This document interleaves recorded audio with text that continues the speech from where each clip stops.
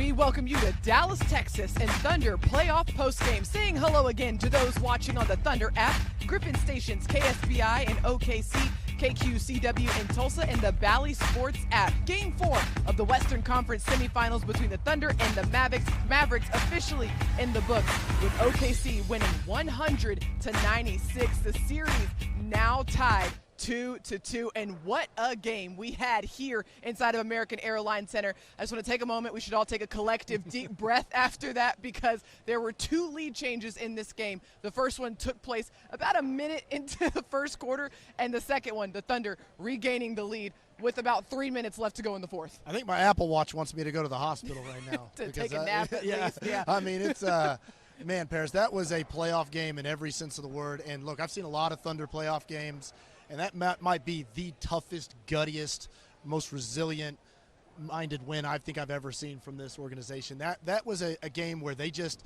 could not really get it going. You go back to the first half and just the three-point shooting 30% from the floor for basically the first 3 quarters of the game. And to me, look, the close of the game, and we're going to get into a lot of this, the big 3 from Lou in the corner, the other 3 from Chet Holmgren. But I think some of the most impressive minutes of the game was in that third quarter and that second quarter, where they were just stuck. And they just never let Dallas get a bigger lead than 10 or 11. They just hung around in that game, found ways to just kind of keep the scoreboard moving. They got to the free throw line, only missed 1 free throw in this game, and just was able to come up with critical stops. Those like mid-game minutes, Paris, I think that's really what won the Thunder this game. Yeah, let's rewind a little bit, because OKC got off to a really slow start offensively, probably the slowest start we've seen in terms of this postseason. 0 for 6 from the three-point line in that first quarter, not really able to gain much traction from behind the line at all tonight, just making 7 three-pointers in this game. But as you mentioned, Royce, the defensive effort by OKC to keep this a very low-scoring game, a very manageable game, so that by the time that third quarter came around, the Thunder held Dallas to just 15 points in the third quarter, and that's when OKC's offense just started to find a little bit of rhythm. Yeah, you kept just looking at the scoreboard and just going, how are they only down 8 right now? I mean, it feels like 18 or 28. And then you look up and it would be down to 5. And then it got down to 4. And then it got down. I mean, they just kind of kept just hanging in there. They'd get a stop and they'd make a bucket. They were able to execute at the times that they needed to execute.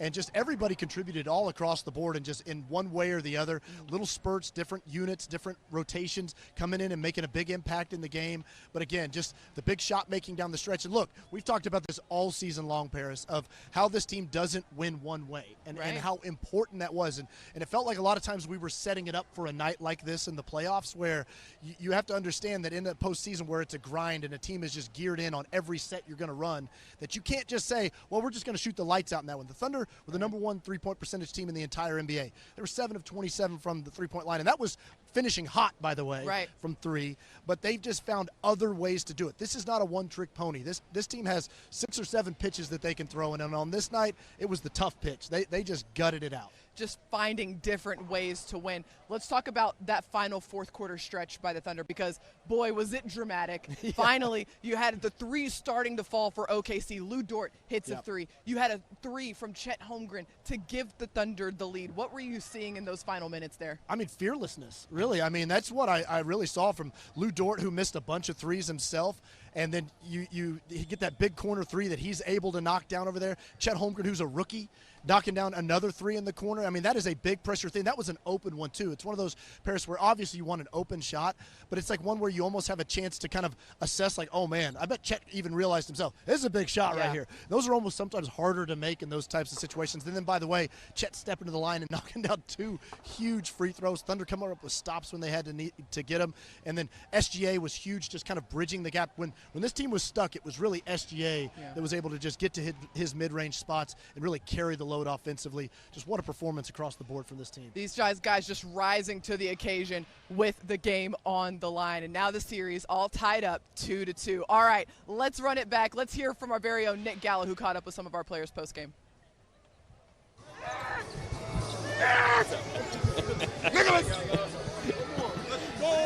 Guys, congrats on the win. You did it on defense. Lou, tell me what it took.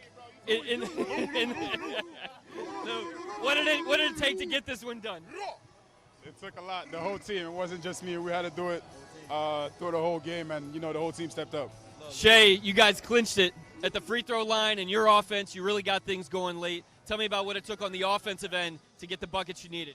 Yeah, we just played aggressive, played within our strengths and our comfort zone. Set a role on the team. We all have something we like to get to, and all we can do is get to it and trust our work, and that's what we did, and we pulled it out. Chet, you talked about the focus mindset coming in, so many runs and being down for so long in this game. Took trust in each other. We've done it all year. We're not going to stop doing it when we see adversity. We've done it when we've seen adversity before, and it's worked out well in our favor. And the same thing tonight, we were able to pull it out. Congrats on winning this game and tying up the series. Thanks, guys. Yes, sir. Shout out Queso, 2 big shots. We got a couple extra barks there at the end. And it took a really determined effort, and I love what Shea and Chet mentioned there, the trust that this group has in each other, the trust they have in the game plan. That is so important, especially in the playoffs. Speaking of Coach Dagnall, let's send it over to the press room now where Thunder head coach Mark Dagnall is at the podium. To turn things around, what did you notice from your team in terms of the patience and deliberation they showed? Yeah, I mean, there's nothing comfortable about playoff games. Playing against really good teams, high stakes games, and there was a lot, their early punches, and just not being able to get back in the game for a long time. Our ability to endure that was big time. We held them to 15 points in the third in a quarter where we had 22 points. And we were still laboring offensively, and then in the fourth, the offense turned for us. But to be able to defend like that, in the third, to just keep, to win the quarter by 7 in a quarter where you have 22, it's just great endurance by the team. In terms of the execution of the defense, what maybe jumped out to you about the way that you guys were able to dig in and get stops in the second half? We executed well. We've executed well most of the series, to be honest with you, in the half court. But you said dig in, we dug in. That was, I thought, what the game was. We just were scrappy, and fought like crazy on that end of the floor. The execution was good, but the effort, physicality, all that was better. Mark, what did you see from Shea in terms of the grip he sort of had on the game until the offense sort of came around? Yeah, I mean, he didn't. He missed some chippies. Stuff that he normally makes in the flow of the game. And just like our team, he endured. He obviously, took that thing by the horns there, late. But the other thing is, he had an unbelievable blend and really found his teammates on a lot of plays and continued to find them. The shot Chet hit, the shot Lou hit, that he sprayed to them. That's him passing the ball at a critical time, down 2-1 in the fourth quarter when the team is shooting 20-something% from three. That just is unbelievable trust and confidence for him to rise to that in that moment. And for a young, ambitious star player, I was blown away by those plays. Considering what Lou and J-Dub nights looked like to that point, maybe midway through the fourth, just what did you make of the plays they made down the stretch? Huge, and that's where the trust comes in. That's where this team has an uncommon, ability to stay together. Tonight we really had to pull together. That was a really, really difficult game. And it went, it did not go our way for the majority of the game. And like I said, the ability to kind of endure when the wind is in your face, and just keep the game in striking distance and letting it turn, was just, incredible maturity, I thought. Did you think that overall you won the battle? You made the free throws late with a rookie up there doing it, but also just the overall discipline. Did you feel that was more there tonight, especially late? I thought our situational basketball down the stretch was great. I thought the guys executed like crazy, in the last minute and a half of the game. That's critical when you have a lead like that. We get a shot every time down. Really, really good. Why do you think you guys have been so successful limiting the scoring from their stars, from Luke and Kyrie, really all series, but especially tonight? Yeah, I mean, and last game for those guys to have 44 in the game combined, that's really hard to do with their potency. I just think you just got to be able to take punches against them. They're great players. They're incredibly talented. They have great confidence. And you just got to be able to kind of take hits, when they make tough ones and when they make great plays. And that's what I thought we did tonight. And we've done that all series. I think, that's kind of been stable throughout the series. And tonight we found some stuff offensively. I thought we generated better shots, especially in the fourth quarter. But we have to keep that up, obviously, to continue to compete in the series. Joel's last question. Guys didn't really have it offensively tonight, but found other ways to be effective. I mean, would you think about the way that they found those ways to be effective in this high-pressure situation? Yeah, I mean, to me, that's the mark of a winning player is, willingness to do the invisible things and willingness to commit to those things even when, the game's not going your way. And like Jalen Williams, goes in there, Jay Will, and gives us huge minutes in the fourth quarter. Gets a couple offensive rebounds. He had the play that we got the challenge on. He, but he missed layups. He, gave up an offensive. It's like he had to take his punches, and he just keeps coming. And it's just incredible fortitude by the players. Navarro gets slimmer and slimmer as the game goes along. Only 8 turnovers tonight. Tied him for offensive rebound. Didn't let them go crazy on the offensive glass. I mean, just seemed like you guys were big in those little things all night. What did you think about that? We were even on the glass, even in second chance. So we split that, and the turnovers were great. I thought, despite the fact that it was a difficult shooting night, and despite they're playing great defense, Dallas, right now. And despite the fact that they're playing great D, we missed, a couple opportunities when we did get our cracks. For us to kind of win that possession battle was huge tonight. You mentioned you guys executing down the stretch. It looked like there was some confusion after you fouled on kind of the up 3, but I assume that was the strategy. What kind of happened? The plan was to foul up 3. We fouled up 3. Kaysen was trying to load Irving, and Irving got kind of stuck. So I think he didn't want to bail him out. Dub didn't want to bail him out, and everybody was on the same page in terms of what the strategy was. And then I think the way that he came over half court, picked the ball up. So they kind of bailed on it, and then Shea made a heads-up play there to go get Washington. Shea hit 14 twos tonight, I think down at the rim. How much of it was about his just kind of times difficult shot making down the stretch, and how much did the offensive kind of script from you guys change in the fourth? Well, the one he threw over the backboard was a difficult shot, that's for sure. So we'll throw that one aside. I thought he had, like I said, a good blend. He was on the he was really on the gas. They're selling out at the rim, and when you shoot it poorly, it only they're only going to get more aggressive, and that's where he found his spots. He was able to get separation. I thought he got some clean looks that he can make. I actually think he missed some clean looks that he got earlier in the game, but that's where they're loaded up.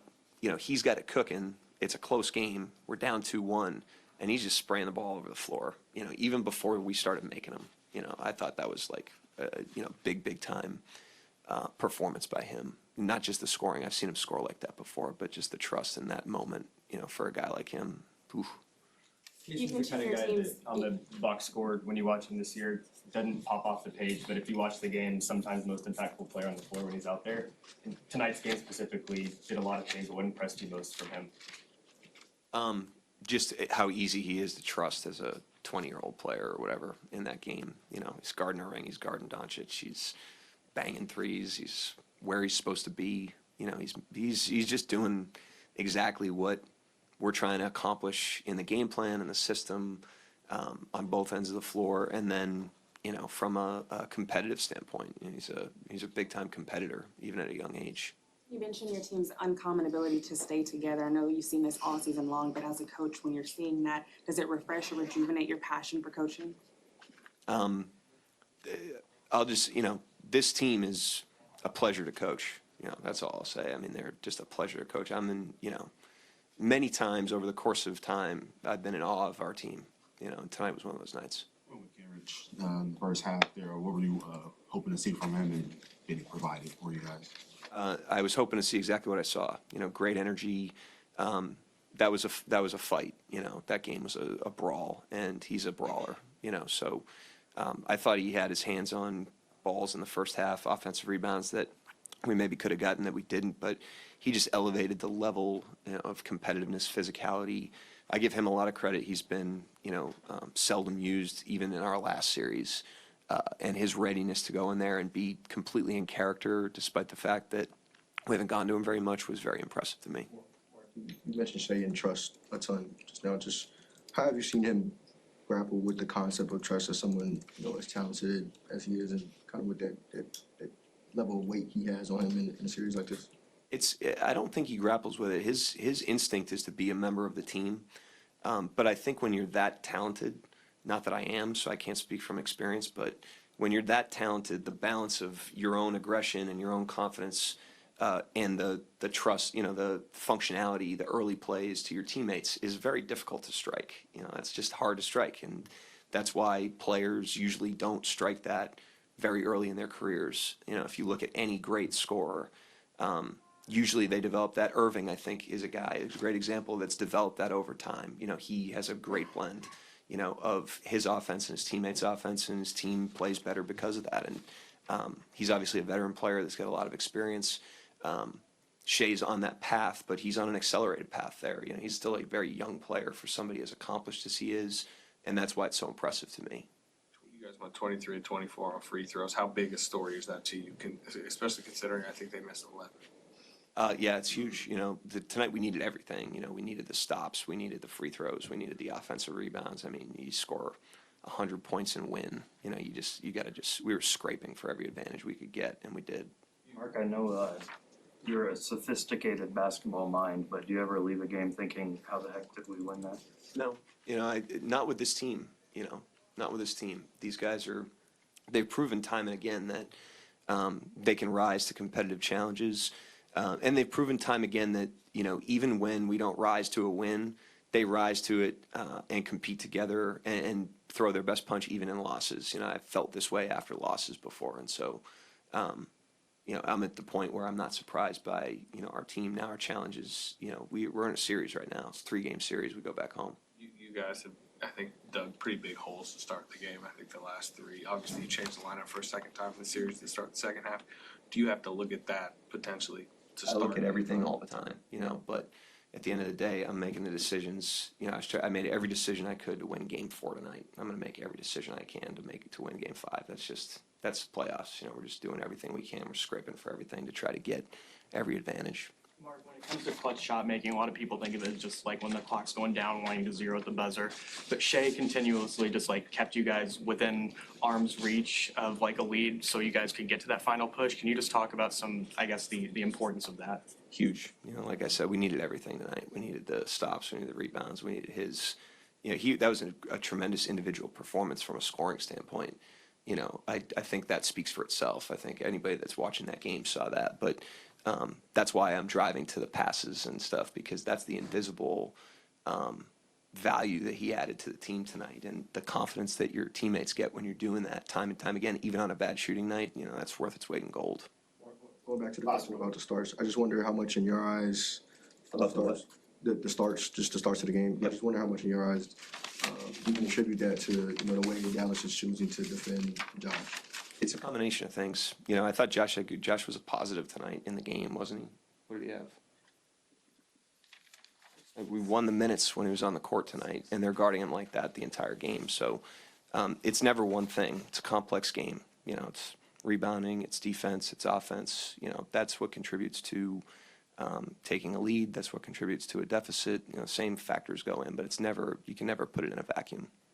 He was +6. Great stuff there from Thunder head coach Mark Daigneault following tonight's win against the Dallas Mavericks. It was a difficult game. That might be an oversimplification, but it really was a fist fight down the stretch of this game for the Thunder to walk away with a win. And as Coach Daigneault mentioned, we needed everything in this game. In his words, the free throws, everything down the stretch, every guy that stepped up. And one guy who Coach Daigneault talked about significantly in that post-game press conference was Shai Gilgeous-Alexander, who finished with an incredible stat line, but really it was just his endurance and what Coach Daigneault called a great blend offensively. Yeah. I loved Anthony Slater's question where he pointed out that SGA hit 14 shots, all twos. And it was just, we've seen that kind of game from SGA where he gets to his spots and finds it. And I agree with Coach Mark there, kind of talking about it. It felt like SGA kind of found something there down the stretch in the fourth quarter. Things things unlocked a little bit for him.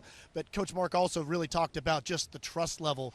And we talk about the uncommon elements of this team, and so much of that is SGA really driving that bus with his poise, his composure, but also just being able to look at his teammates and spray the ball to them in the biggest moments of the game when he's had it going, and he's really kind of shouldered the load for this team. The Thunder got to that fourth quarter because of SGA's work throughout the first 3 quarters and the way that he really held things together offensively with a lot of those big shots, Paris. But then to have that trust level to throw it over to a rookie in the corner for the biggest shot of the game. I mean, again, Coach Mark said it way better than I could, but I think he said it this way. He went, "Whew," that's that's really the best way to say it. I mean, we talked about the fearlessness of these guys in this game. Shai Gilgeous-Alexander, he's been in playoffs before. He has been in postseasons before. This is still a relatively new experience, but for Cason Wallace, for Chet Holmgren, this is all brand new to them. And for them to step up and be fearless in those moments, knock them down with confidence, that says a lot about these rookies. Okay, so as you were saying that, it clicked back to my head of thinking of SGA as a second-year player in the bubble. He himself hit a huge corner three against the Rockets. I think it was in Game 6 maybe, or was it Game 5? Can't quite remember the details of it, but it was another guy showing trust in him as a young player, and now it's been reciprocated back. So that's kind of a cool thing. SGA felt that when he was a young player. He rose to the occasion and knocked down the big three in the corner. This time it was SGA paying it forward to somebody else, and Chet Holmgren doing it in the corner for the Thunder to pull this one out. You know, another thing I want to talk about, Coach Dagnall brought up this word several times, endurance. And that was something that was really required in this game. And it's also required, I feel like, game to game as well. Can you explain kind of what he meant that this game required a level of endurance? Well, I mean, obviously the physical element, I mean, it is a toll to get through these types of playoff series. But at the same time, Paris, I mean, mentally, to not just get so discouraged. It's like everybody can see this. Everybody's watched. If you're a Thunder fan, you've watched this team all season long. This doesn't look like the team that played over 82 games because the postseason is different. It is played in a different way, and you have to solve problems in a different manner. So to not get frustrated and lose your composure as the second youngest team in the NBA on the road in this environment, that type of endurance mentally to me is so much of it, of what this team had to go through. Also coming off the Game 3 loss where they had that one right there at their fingertips to get a good day of practice in, a good shoot around this morning, and be ready at 0-0 to play this game tonight. You know, Royce Young also showed some endurance tonight, keeping the heart rate that he did throughout all 48 minutes of this game. All right, stick with us here on Thunder Playoff Postgame. We've got so much coming your way after this short break. Stick with us. We'll be right back. Education as a whole, it's not just subject to what's in the building, in the brick and mortar building. It's everybody in the community fighting for our students, fighting for our teachers, and fighting for our profession. We're molding young minds into growing the next generation, and I think that's awesome. I wanted to be a part of the school, not only as just a teacher, but as an active leader, where many voices become one. This is where we're supposed to pick up the new employee. Are you sure this is where he lives? That's what it says. Huh. Seems like an odd place. Huh. What is that racket? Hey, what are you doing? Get in the van.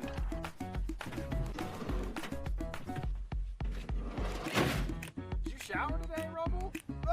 When's the last time you shaved? Airco Service is proud to be the official service company of the Thunder. Welcome back to Thunder Playoff Postgame. We are coming to you live from downtown Dallas and American Airlines Center, the scene where the Thunder defeated the Dallas Mavericks here in Game 4 to tie up this series in the Western Conference semifinals 2-2. And we got a lot to break down and a lot to talk about, so we're bringing in all of our friends. We're bringing in our good friend, Dean Blevins of News 9. And Dean, you've covered a lot of basketball in your time. What did you make of what you saw out here in Game 4 tonight? Just blown away, sort of like Mark Dagnall was in the press conference just a few minutes ago. I mean, he's saying this team just sometimes blows me away. SGA spraying the ball late when the guys, no one else was really contributing. I mean, the numbers were just awful for so long. I mean, it wasn't that they couldn't get over the hump. It was that they couldn't get close enough to the hump to get over the hump. But they finally persevered and did. I thought they outcoached Dallas. I thought that you look at the challenges, they went just the opposite. It was +2 for Mark and Dallas -1. But overall, 7 turnovers and 23 of 24 free throws. It's those types of things that win big basketball games. And I said before this game, this is the biggest game that I can recall since the big games with KD. Mm-hmm. I mean, Dean, I felt the same way of just kind of, we've both seen a lot of Thunder playoff basketball, and this is about as tough a win, tough, gutsy win that I can remember. And just thinking of that on the road in this environment, 2 rookies hitting huge shots, Chet Holmgren with the 3 in the corner that you mentioned, SGA setting up. But how about Cason Wallace in this one? He only took 2 shots, made them both. How about those big shots from a rookie? We were all waiting for someone off the bench. Wiggins has been so good all season long, but he hasn't been there in terms of scoring through this playoff so far. And then Isaiah Joe, the most beautiful shooter we've ever seen tonight. It wasn't very pretty, but then Cason just comes in and calmly. It was like it was preseason workouts with him, just calm as he could be. And speaking of calm, how about in the end, the clutch performances? You have Chet 2 for 2, SGA 2 for 2, and Luka misses one, and I think one of their big guys misses one. So this will go down. Thunder need to finish off this series because this game will go down as one of the bigger games. Oh, it is one that is going to be in our memories for a long time. Dean, thank you so much for your insight as always. Speaking of Chet Holmgren, he is now addressing the media at the podium. Let's listen in. And good shots for us. I watched you curse at yourself while missing shots pregame. Obviously, a few misses. What did it take to ice those free throws at the end of the game internally? Just trusting all the work that I put in.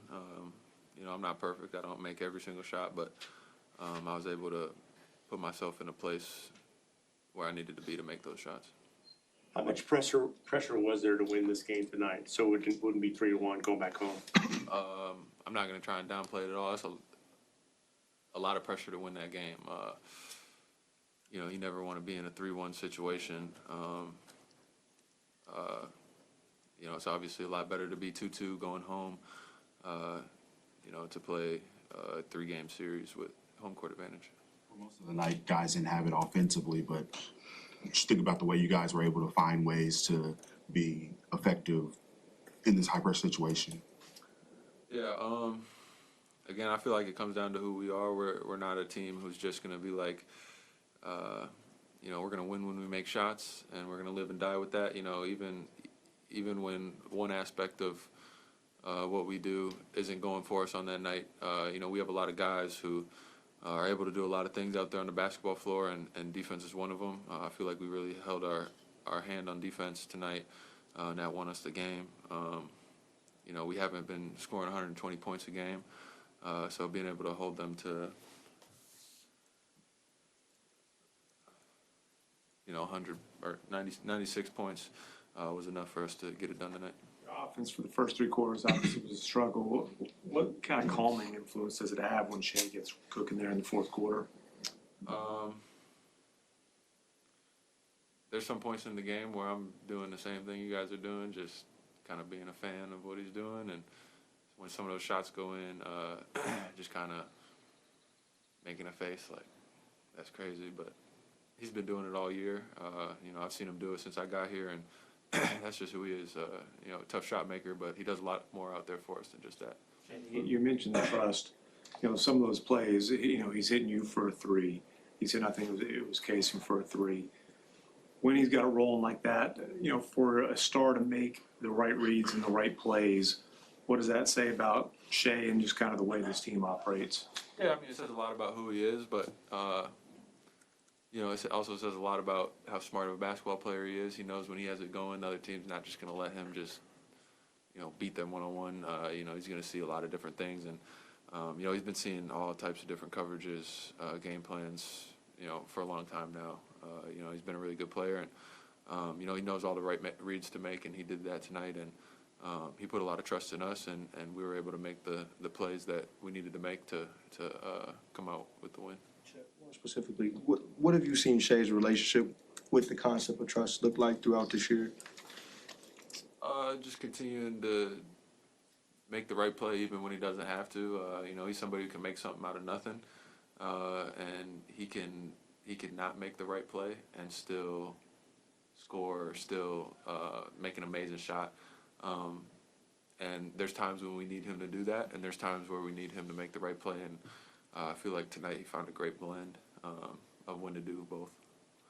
Chet, Mark was just in here talking about your guys' uncommon ability to stick together through hard things. I know it's not like some Disney movie where somebody gives a big speech, but who are the guys in the huddle who really helped you guys stay even keeled to make this comeback? I don't think it's one person. I think it's everybody. Everybody's doing their part, coming ready to play, bringing the energy. Kay got out there and gave us big minutes tonight. He was everywhere. Every time I saw a missed shot, he was right there for the offensive rebound. Defensive rebound didn't matter. He was out there making tough plays, and we got a bunch of guys who've seen a lot of situations like this. Obviously, we have a bunch of guys who haven't either.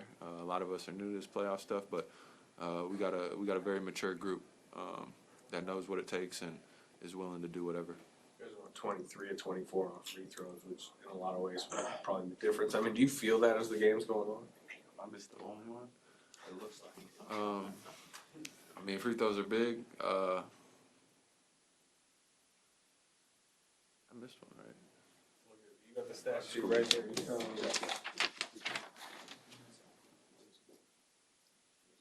Yeah. Free throws win games. Obviously, the game looks a lot different. We might be sitting here talking about different things happening if Luka makes that other free throw. And obviously, if I make that free throw early on in the game, it's a whole different story too. So those are extremely important.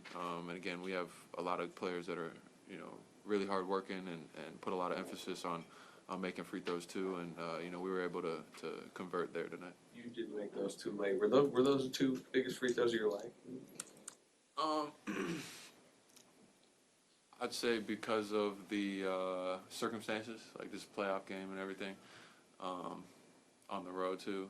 I'd probably say yeah, but earlier in the season, I hit 3. Warriors game? Yeah, 3 to tie it. So I'd probably say that's bigger because we were losing the game. Today we were winning, so it was you miss them, you can still win the game. But in that situation, you had to make all 3 to go to overtime just to try and win the game. So I'd probably say that one, and this is right behind it. Anybody else? You mentioned the pressure of potentially going down 3-1. Is the mood for yourself and the rest of the locker room, is it more just confidence building as you guys get this win, or is it a sense of relief?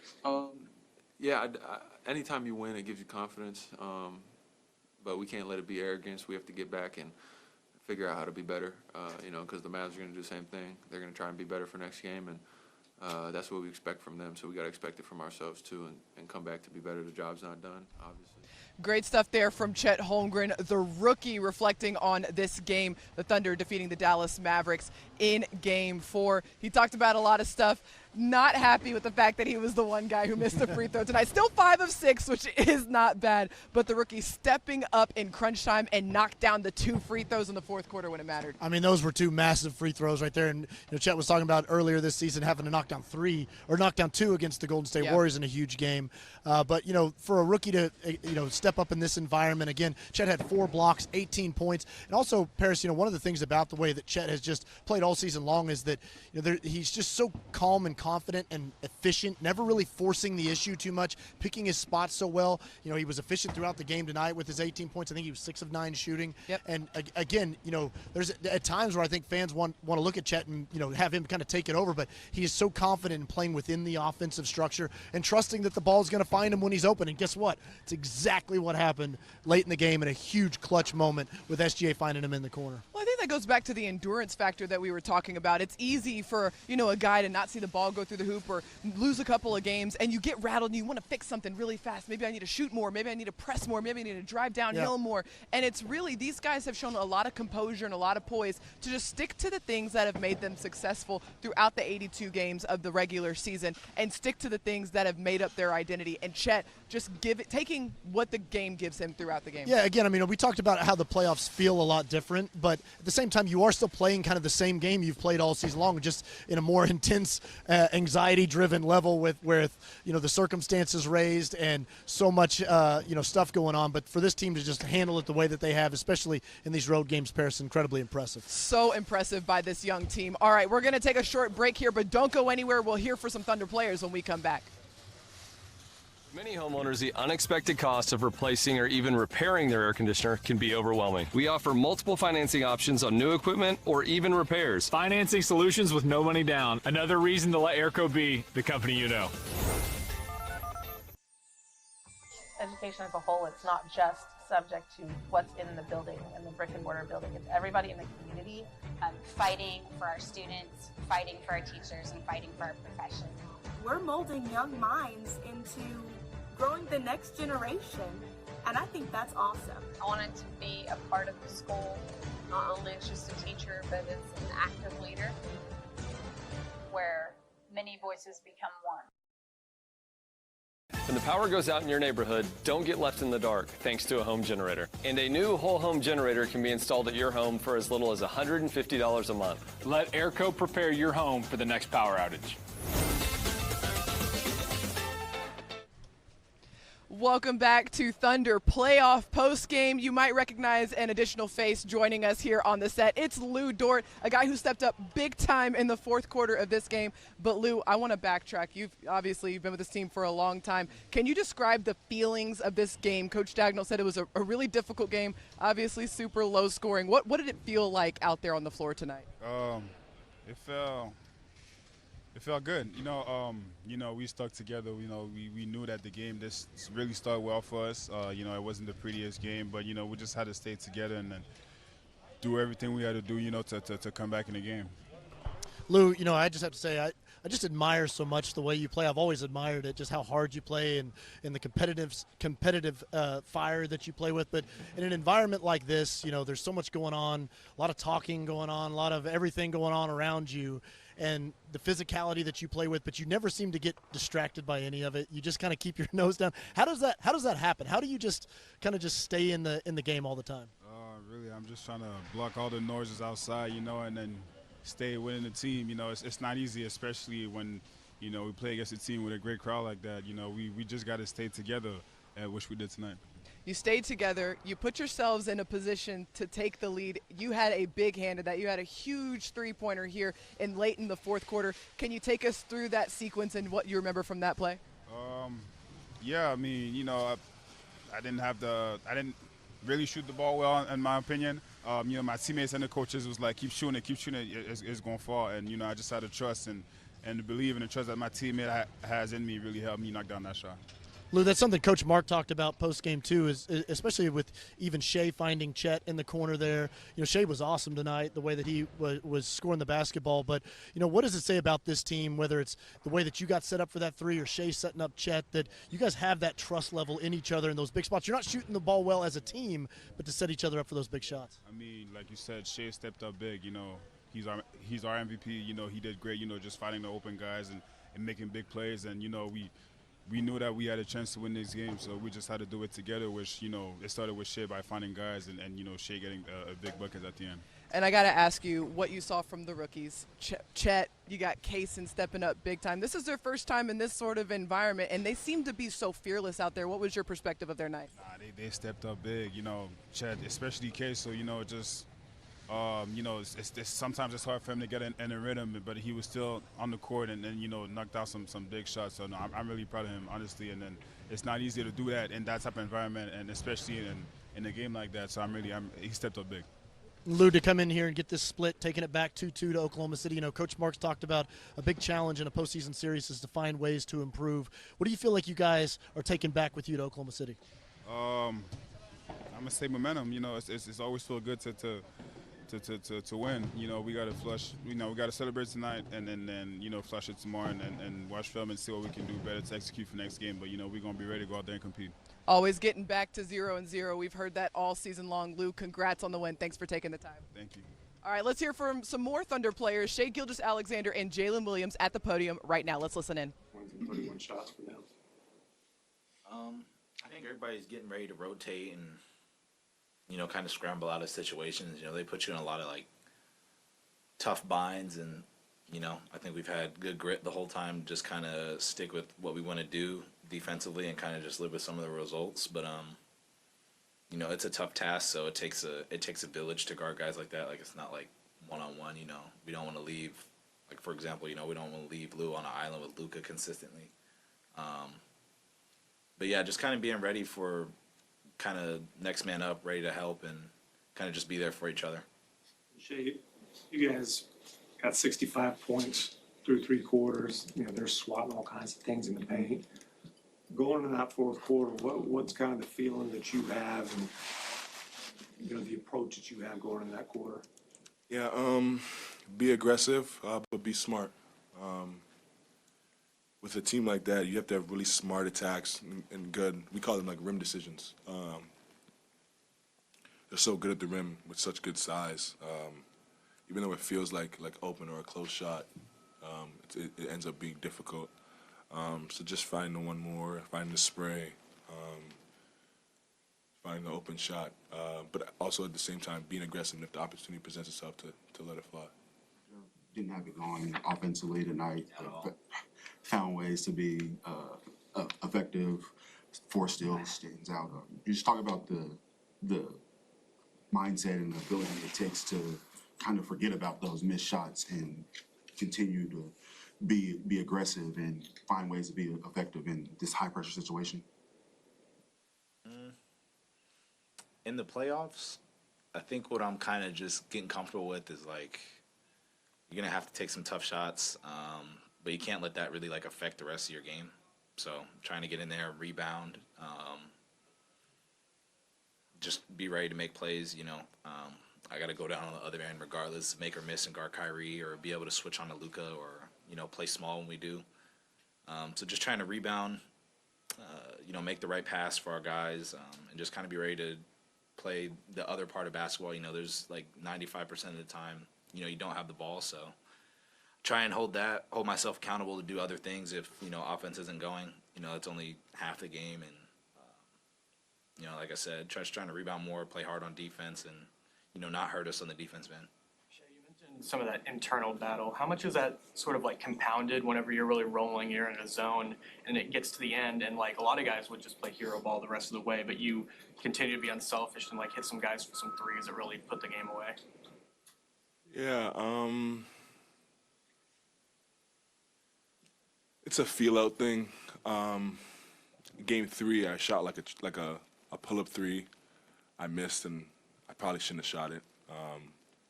So it's like a make or miss thing. If it goes in, I'm a hero. So like I have moments. You just work through it, and try to find. I honestly just find myself working through it and trying to find the right balance, and try to be aggressive with it at the same time. But more often than not, trying to make the right play. The difference between going down 3-1 and now tying the series up is obviously immense. How much are you thinking about that during the game?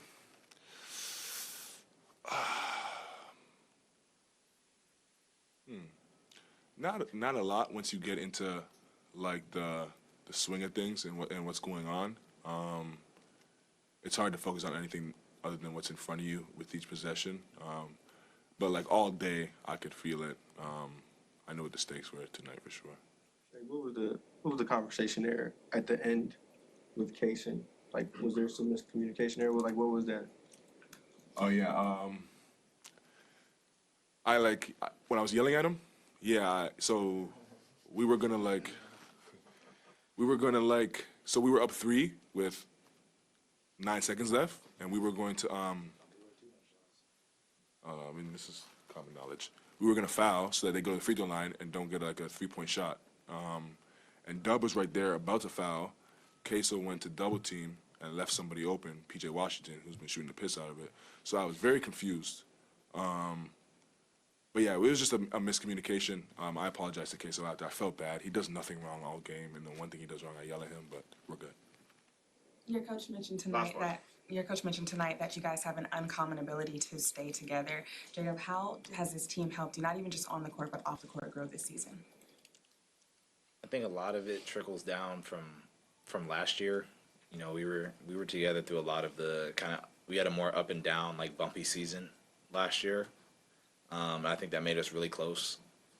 But I think a lot of it, you know, is like who we bring in, who we've kind of drafted. We have a lot of good guys, you know, and that breaks down into like people in the facility that, you know, help us day to day. You know, so we have a lot of good people in the organization. So very like family oriented environment, which is, I mean, this is my only team, but you know, I don't think it's like that on every team. It's something that nobody on the squad takes for granted. So just kind of going through rocky parts of the season last year kind of brought us closer together, and it's a lot of stuff that we haven't seen, but we've been through a lot of it together, and I think that kind of brought us close. This is exactly what Coach Dagnall means when he says all of these experiences stack up. There are no wasted moments on the court, no wasted experiences for this young Thunder group, and it showed up big time in Game 4 on the road against the Dallas Mavericks. The Thunder walking away with an incredible 196 victory over the Dallas Mavericks. This series is all tied up 2-2, but it's time to take this party back to Oklahoma City. Game 5 against the Mavericks. That is going to be on Wednesday at 8:30 p.m. That game's going to be on TNT. Game 6, because there will be a Game 6 now at Dallas. That game's going to be on Saturday at 7:30 on ESPN. And then Game 7, if necessary, that is going to be on Monday. But Royce, as we look ahead now to Game 5, bringing the party back to Paycom Center, what do you expect to see from the Thunder? What are you anticipating seeing out there on the floor in Paycom Center? I mean, obviously you want to hope that the Thunder found some things in that fourth quarter, especially Paris, where things did feel like they kind of unlocked to some degree, especially for SGA. Finally got to the rim and were able to score a little bit more traditionally the way that they do in the paint. But, you know, so often when you go on the road in the postseason, you're trying to just find ways to get through a game, and the Thunder really leaned into their defensive identity throughout this one. But for the Thunder at home, you hope that maybe some of that flow and some of that confidence. Dub was kind of talking about the weight of possession sometimes, where sometimes it might feel like you're overthinking things. At home, you hope that maybe some of that stuff kind of goes away a little bit. But I know one thing's for sure. Loud City is going to be loud for that Game 5. I can only imagine how much Loud City is excited to have their Thunder team back inside of their building. All right, that wraps us up here inside of American Airlines Center. We will see you back in Oklahoma City. Once again, our final score, 196 for Royce Young. I'm Paris Lawson. Our next post-game show comes your way Wednesday from Paycom Center after Game 5 between the Thunder and the Mavs. Until then, we say goodnight from downtown Dallas, and we'll see you on Wednesday.